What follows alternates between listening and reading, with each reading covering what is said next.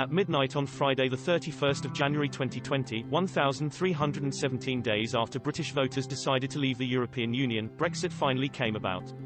So what changed?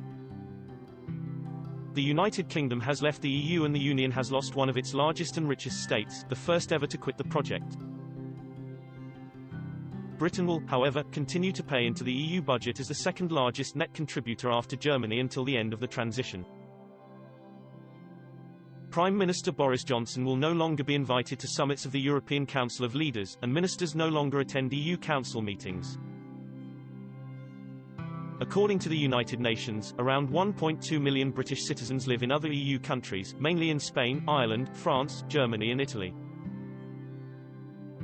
And according to the UK Stats Office, another 2.9 million citizens of other EU countries live in Britain, around 4.6% of the population.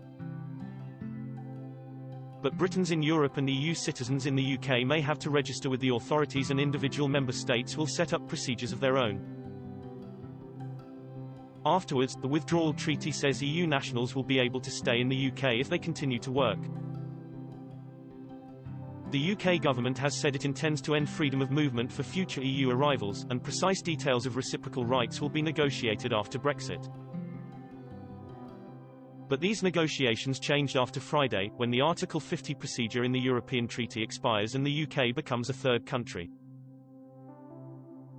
The UK nevertheless remains subject to EU law in the European Court of Justice until the end of the transition, and in any judgments in cases pending from before the final departure. Barnier is in talks with EU member states to draw up a negotiating mandate for a trade agreement to govern cross-channel commercial ties after the transition. This will then be hammered out with UK officials in the same way as Europe's free trade agreements.